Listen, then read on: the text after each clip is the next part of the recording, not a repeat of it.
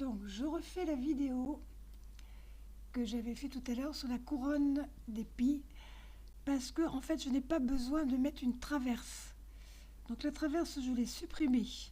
Donc pour ceux qui n'auraient pas vu la vidéo, je vais la refaire. Donc là j'ai fait 2 rails. Mon motif va être en satin. Alors je vais refaire le rail avec vous. Donc je fais coupe de Bézier. Là je me pose ici, ici et ici. Hop, entrée. Donc là j'ai un premier rail. Je vais faire un second rail comme ça. Voilà. Toc. Et là j'ai le même nombre de nœuds dans ce rail là et dans l'autre. Alors je vais maintenant les bouger pour les mettre correctement. Là.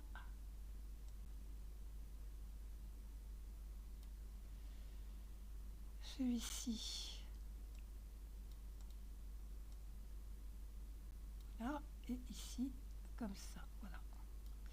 Et dans la vidéo précédente, j'avais rajouté un rail pour l'orientation, mais je n'en ai pas besoin vu que mes points sont identiques dans les 2 rails. Donc je reste comme ça. Ce que je fais maintenant, donc les deux, celui d'en bas qui est vert, je vais le supprimer. Hop, je vais garder celui-ci, ces deux-là, ces 2 rails. Donc je les sélectionne tous les deux et je vais dans chemin combiné. Voilà. Et maintenant je vais aller dans extension Ink Stitch, paramètres. Je vais aller dans colonne satin, je vais cocher ici. Voilà. Donc ça me fait bien ma colonne satin, tout simplement. Donc moi j'aime bien que ce soit un peu plus serré de tête à tête. Donc je vais mettre 0.3, entrée. Ce qui m'occasionne bien, de me rajouter des petits points entre les deux que je ne veux pas. Donc pour que mes points aillent jusqu'en haut, ici à la place de 15, je vais mettre 0. Entrée. Donc voilà, mon petit morceau en satin est prêt, je fais appliquer et quitter. Et maintenant je vais faire ma couronne comme tout à l'heure, exactement pareil. Sauf que ça, je vais le mettre, on va mettre en vert, bien sûr. Définir le contour, voilà c'est vert. Donc je sélectionne mon petit motif et je viens dans chemin et ici je vais tourner les copies. Je vais d'office, il m'en met 6, je vais lui en mettre 40. Entrée, hop, voilà. Je clique dessus 2 fois et je prends celui-ci là, du milieu, d'accord, et je vais le tirer, hop, de façon à faire tourner mes copies comme je veux que ça se mette. Donc moi je veux que le haut de mes pétales, c'est-à-dire ici et là, ça se touche bien comme il faut. Donc là on est bon, ça se touche correctement et ça va bien en tournant. Donc maintenant que je suis comme je veux, ok, je récupère ça. Ici je vais enlever, je vais séparer mes éléments pour qu'ils se suivent à la broderie, sinon ça va faire n'importe quoi.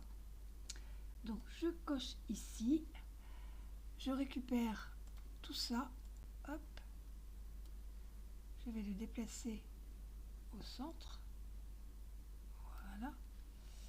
Donc là c'est de la taille que je veux, hein. Si je veux plus petit, je fais mon motif plus petit ou plus grand, c'est comme je veux. Ensuite là je retourne dans extension Stitch, paramètres,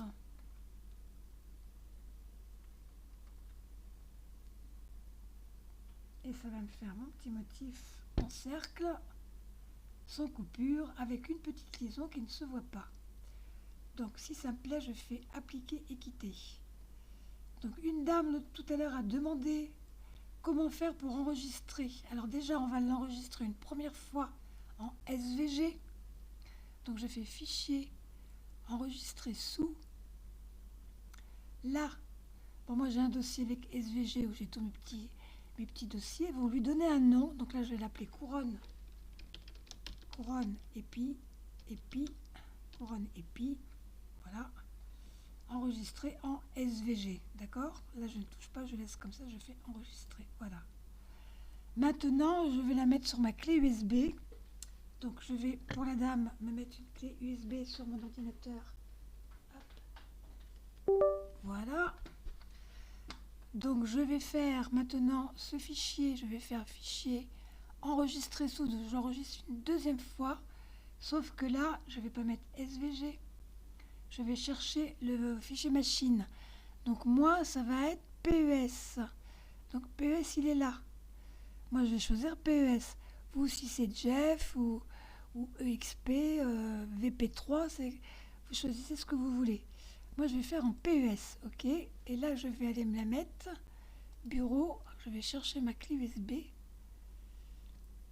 Alors, bureau. Non, ce PC, pardon. Oui, lecteur USB, voilà, hop.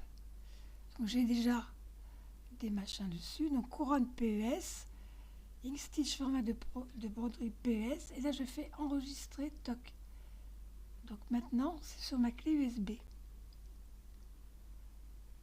Voilà. Donc, je récupère ma clé USB. Je retourne ici. Lecteur USB.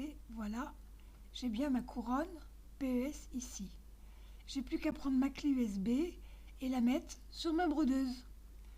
Voilà. Bon courage!